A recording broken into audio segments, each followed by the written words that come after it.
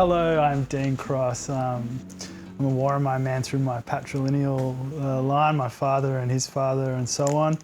But I grew up in Ngunnawal Ngambri country.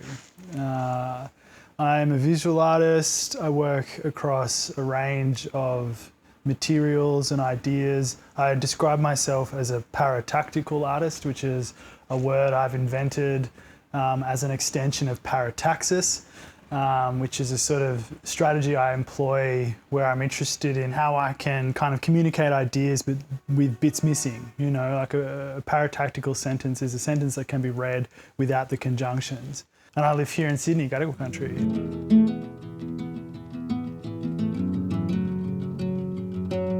I also do a lot of my work when I'm at home visiting my parents on our property.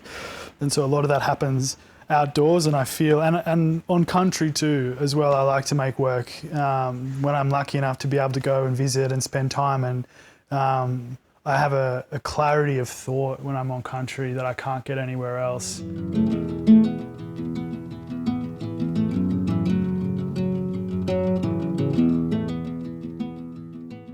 So the works that I've made for Primavera are collectively titled Prima Facie, which is a legal term meaning at first sight. It's also a title that I've borrowed from one of my favourite artists who passed recently, John Baldessari. He has a whole series called Prima Facie. I mean, if I'm really honest, I'm still feeling like I'm unravelling the works. I kind of made them, their production spans a really, really long time in the sense that they're all made from old paintings that I have made and then not known how to locate and then since destroyed. They were sort of born from one kind of day almost, where I was feeling kind of quite frustrated, I suppose, at my approach maybe to making paintings.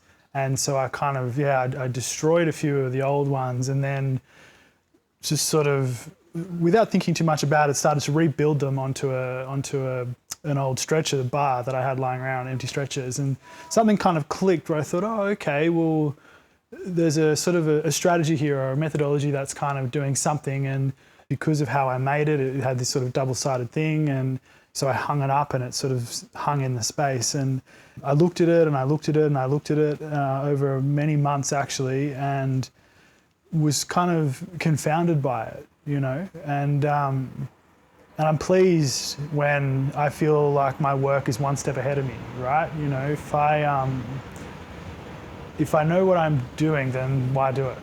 You know, that's kind of boring, right? It's like one of the greatest things about being an artist is to sort of exist in a space of unknowing and kind of uncertainty and sort of walk that line, right?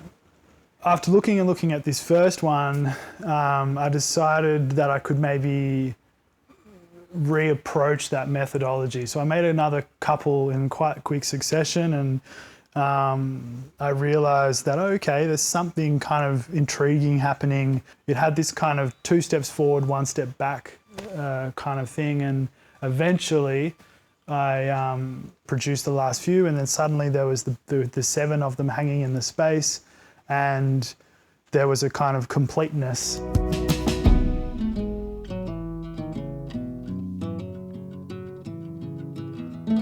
I mean, they're very ugly and they're very abrasive and kind of badly put together. And I think it's hilarious, like that the dude that moved the Matisse works was also the dude moving my works, you know. And he said to me, because I was like, oh, don't worry about it, mate, just chuck them in the truck, you know. It's like, oh, no, like we'll take good care of them. Like, all right, whatever, you know. It's up to you how you deal with it. But I just think it's sort of, it's kind of a curious kind of game to play, right? And I think as well, I mean, the other actual thing is that I think artists have stopped taking risks. You know, I think we're so afraid that when opportunities, like something that we perceive to be something like Primavera, which has a kind of aura about it, and I'm very, very honoured to be in it. I mean, the list of artists that have been Primavera artists is exceptional, and I'm incredibly honoured to be one of them.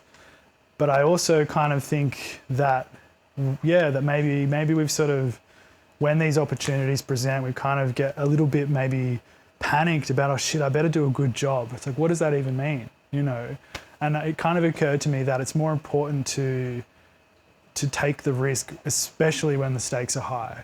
You know, especially when it's these exhibitions you've been waiting for your whole life, when it's the exhibitions in the big house, you know, because if you can't take a risk there, then what are you doing, you know? And there's a strange kind of dissonance almost where after all these years of wanting to be in Primavera, now I'm showing these paintings, which I just never thought that I would do, you know, because in lots of ways they're very conventional, you know, they're kind of smallish, you know, paintings, pigment and binders and marks and all the things that paintings are on canvas and bits and pieces, you know, and so it's just never what I imagined I would be producing or presenting when I finally had the opportunity to show at the MCA.